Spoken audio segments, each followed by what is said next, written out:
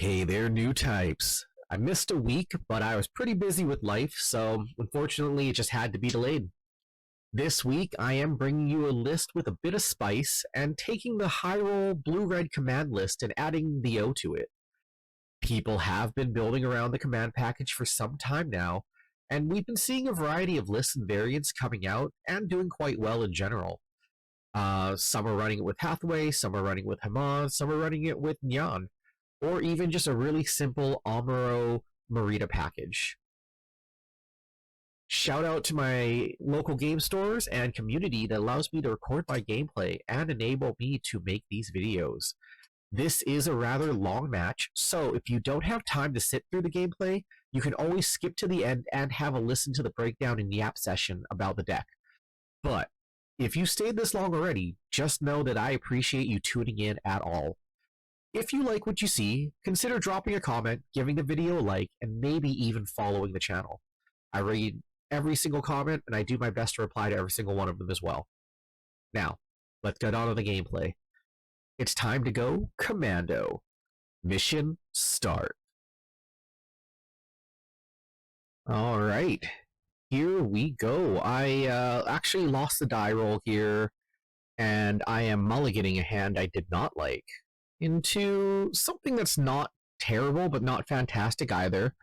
But it is what this deck often does. I make no promises to have the hand that you really like to see, which is usually, a couple pieces of commands, but you work with what you get, and then you high roll, which is honestly how I feel like this deck plays. You high roll everything you can, and I hope you get there. However, my opponent is going second, and I am going first, so at least it's not aggro. Got a Kshatriya, a Banshee, the O, Big Quux, as I call it, and the Healthy Curiosity. So we're not looking terrible here, but it definitely could be better. We just kind of have to hope our next two draws really get us there.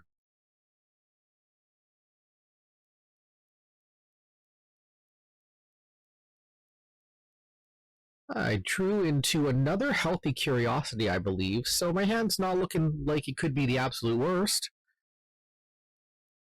My opponent plays a resource, passes a turn, I get my second, and I pass the turn as well, drawing a paptimus, which isn't actually looking too bad in my hand. Opponent is at 3, plays a Lefrith, so I'm pretty confident he is on likely blue-white, but he could be on wing. I draw a close combat, so I'm able just to play my Healthy Curiosity, draw my card, and basically pass my turn there. Did get an Undying Persistence, so that's great for having an option onto my Kshatriya.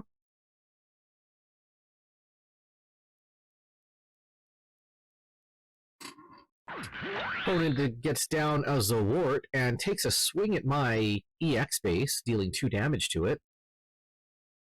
He does pass the turn, so I decide to destroy the Zawart with my close combat. There's an argument to have held the close combat because Zawart can't do anything, but whatever. Play another Healthy Curiosity. And being it's 8 cards, I just play the Show of Resolve because he just has a Lefrith out, so even if he breaks my base, it's not a big deal. Bring myself up to 9 cards and pass the turn. The unfortunate thing is those 9 cards, 2 of them are underground bases, which, would have been nicer to burst into. Would have liked some more active cards, some burn in my hand or something like that, or maybe another pilot or 2.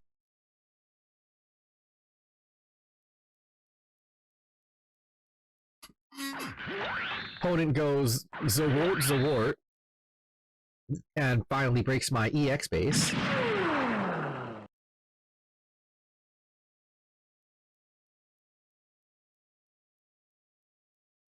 Not sure what I drew here, actually. Looks like it was a white base, which isn't the worst. Not something I want to play out right now. It was a thought. However, I decided I should get a unit on board as soon as I can, really.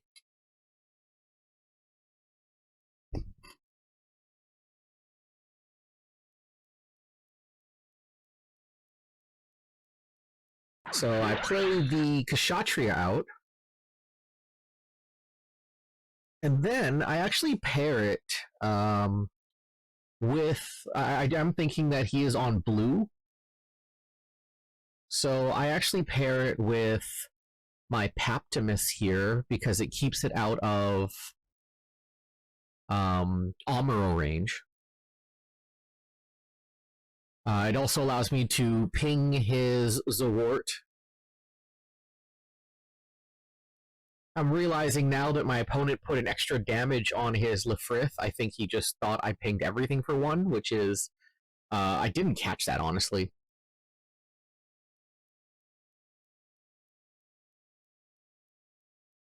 Opponent plays a Show of Resolve, finally. I'm just building up our board states here.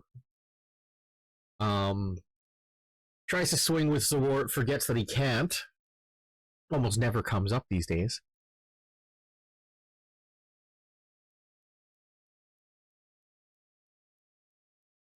So I did draw into a Marida here.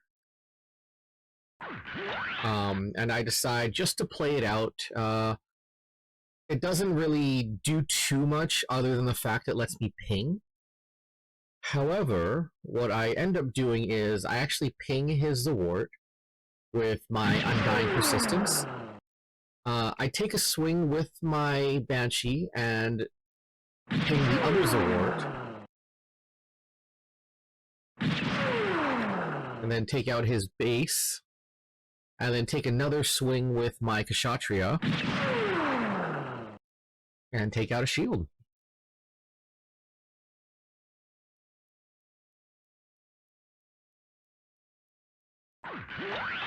Plays out an Ale Strike. He pairs Kira onto his Ale Strike. Alright, and then after that he just passes his turn and doesn't bounce anything, doesn't swing at anything, lets me untap and ready my cards. So I play out a Mining Asteroid. Get another Marida.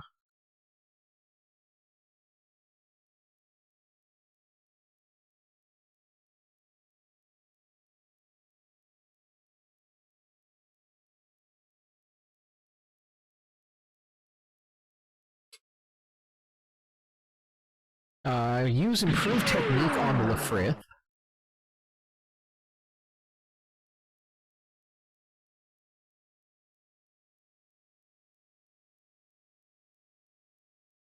And then I take a swing at his shields.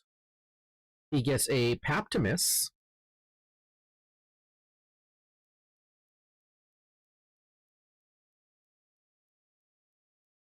And then I take a swing and ping his Ale Strike for one.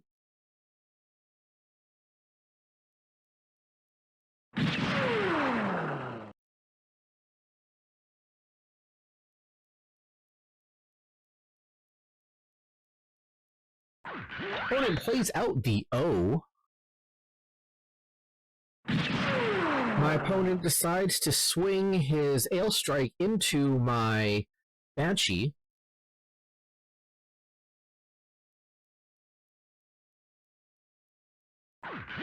Then plays out a Rick Diaz. And then plays Paptimus on the O and takes out my shield here. It's an aggressive play. Unfortunately, he doesn't know I have a G-Quux in my hand. So I am able to be pretty aggressive on my swing back here and also actively take out his guy. So I drop the G-Quux. I shoot his Rick Diaz. And then I'm able to use my Kshatriya to take out his VO. And with my last resource, I play a mining asteroid. I get another O, and I pass my turn here. So I'm holding 3 O's, and show of resolve, a white base, and a marida, which isn't the worst hand to have in this situation. But it is... it's not exactly the most flexible hand either. I need to draw into some decent things. Or draw, or use my draw card to get some decent cards. Particularly, you know, something to marida compare to, or one of my paptimuses.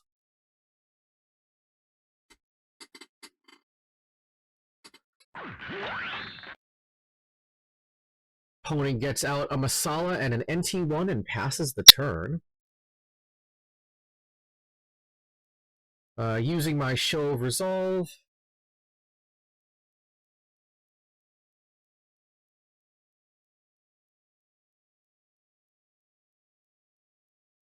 I get 2 close combats, so I decide it's time to just dump them and get rid of that blocker so I can take care of, use my suppression. I'm just trying to get to an aggressive point in the game.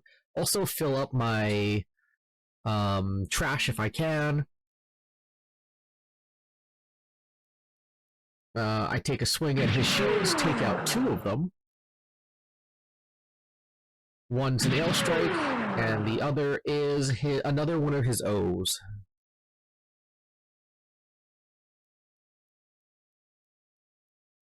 My opponent's running a little low on cards.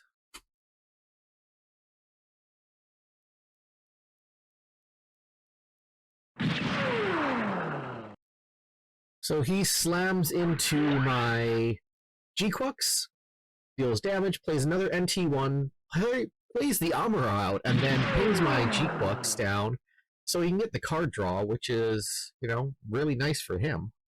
Boy howdy.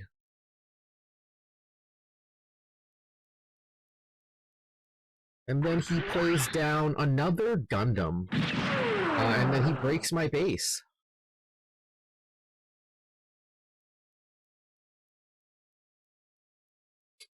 He's got 2 cards left in hand and 1 resource up.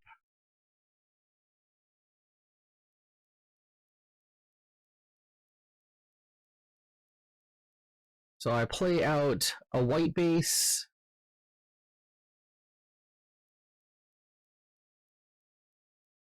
I activate my white base.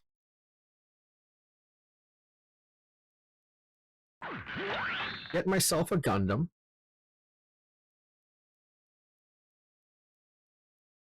I play down my Masala. And then from there I pass the turn. We're both now at 10 resources.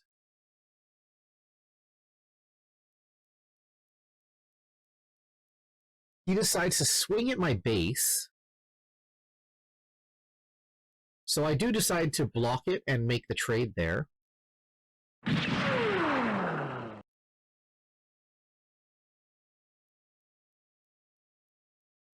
Goes after my white base again, deals 3 damage to it. Plays a Lefrith out. And then plays another O. And then 1 more Gundam. He's actually going wide on me, and it's actually pretty scary, to be honest. However, I did get the Banshee, which really helped. I take a swing at his shield, and he actually lets me have it. And it's an Argama. So he has a shield under there, which gets very dangerous for me. But he is out of cards in hand, so all I gotta do is survive another turn. Just debating how I play this turn out. I do decide that it's worth the play here, I believe. So I do make an activation of my white base, get myself a gun cannon, and then I play the Banshee out, and then pair it with my Marida. I make a swing at his Gundam. He blocks. I do use my ability here.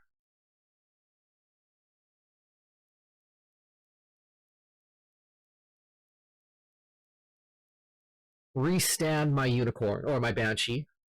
Ping his standing Gundam.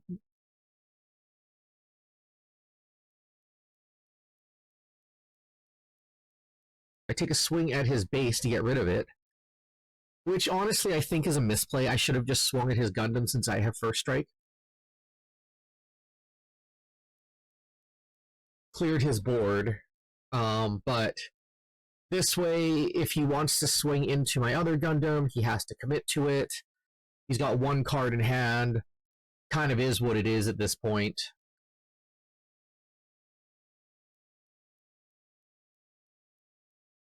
He has Kira for the O Gundam. Or not O Gundam, but he has Kira for the O. Places Kira on the O.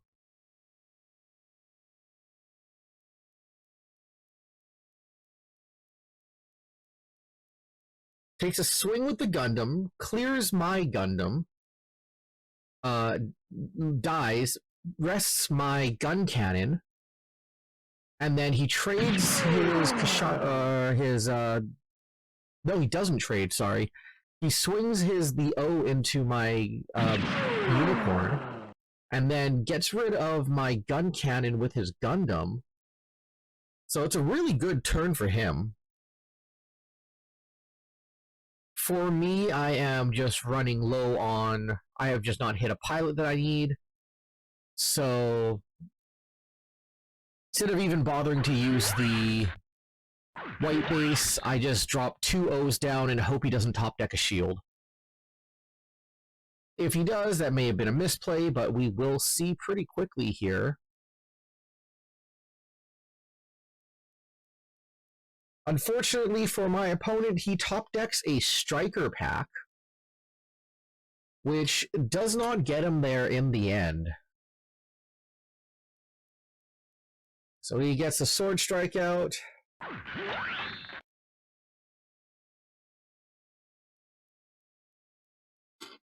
Tries counting through his options here. And then takes a swing at my... Yeah, decides he's, says he's gonna take a swing, and then that's the game. Alright. This is probably gonna be a short and simple breakdown. This is very common, very, very normal core.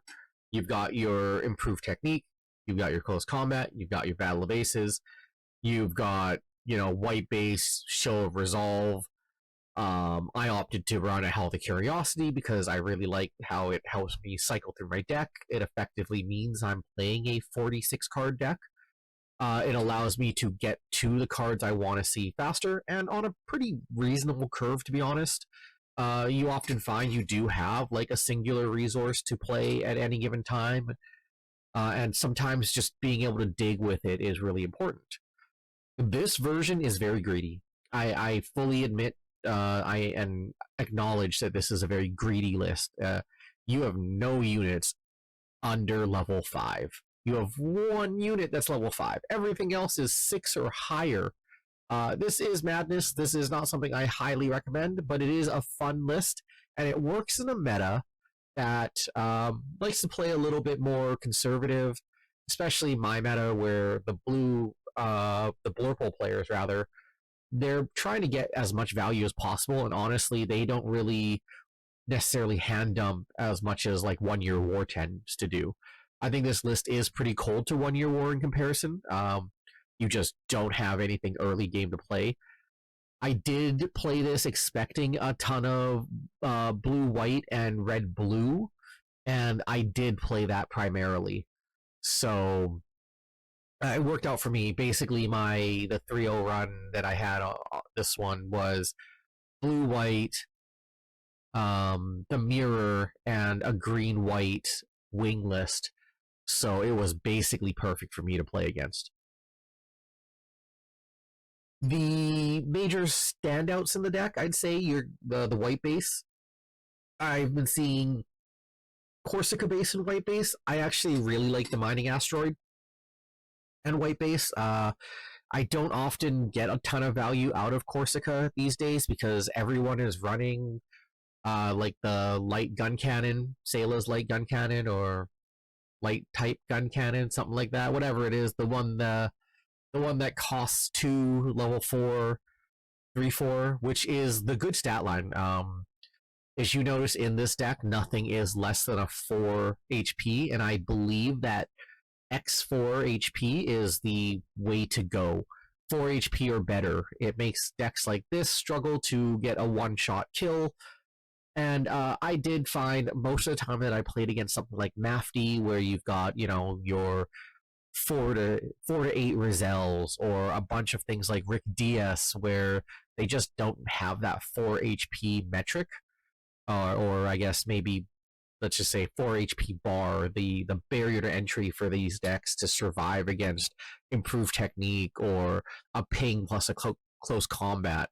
Um, you just kind of struggle into decks like this. G-Quux kills things in one shot. Putting yourself at 3 puts you in a really precarious position against Kshatriyas. Tiny ping 4 is kind of where you want to be in order to force your opponent to get the least amount of value possible, or force them to do more setup in order to get high value. Some of the pros in this deck, Paptimus. Paptimus is a new type. Paptimus triggers on Kshatriya, and if you noticed in this gameplay, I put Paptimus on my Kshatriya to do exactly that, and it also meant that Kshatriya was a 7/6, which kept it out of like an Amuro range, which is honestly really important when you're just trying to be protecting your units as best you can in order to get as much value out of them, especially when you only run so many. This list only runs like 19 units, and that can be really, really scary. Especially when you're not seeing them. You can have games where you just brick, you just don't see units, you see things that you don't want to see, which is again why I like the healthy curiosity, the 4 healthy curiosity and 3 show of resolves. I think those are very important for the deck. But yeah, I think the other thing there is, Battle of Aces. I could go to 4. I'm not quite sure what I'd drop. Probably a Masala or something like that. But I don't think Battle of Aces, as a 4 is super necessary.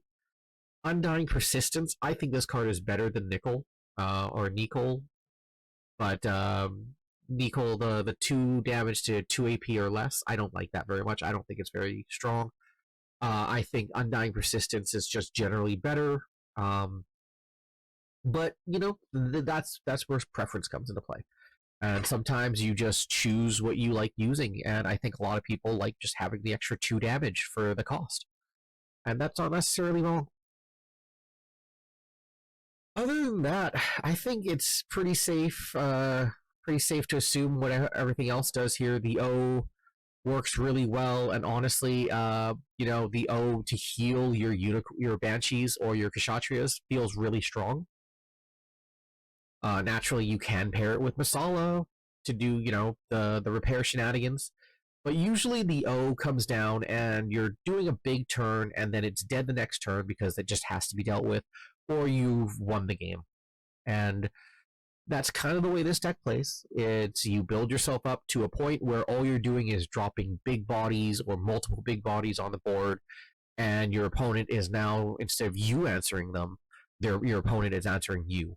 And generally by the time you get down to that far in the deck, your deck has, been cycled through quite a bit, or you've seen enough cards that you're seeing value early on. I will caution people to avoid using Banshee too early if they can, because the lower your deck goes and knowing what you can draw and your outs are, if you're drawing into things later in the game, you generally, all your cards are alive, as they call it. They're still good, they're still strong. You've gone through all the weaker stuff like close combat or improved technique, or maybe you've gone through all of your healthy curiosities, right? So you have less dead cards in your deck to either top deck or show of resolve into. But I think that's more or less all it covers. Everything else is really self-explanatory. So I'll leave you with that. Thanks for watching. See you in the next one.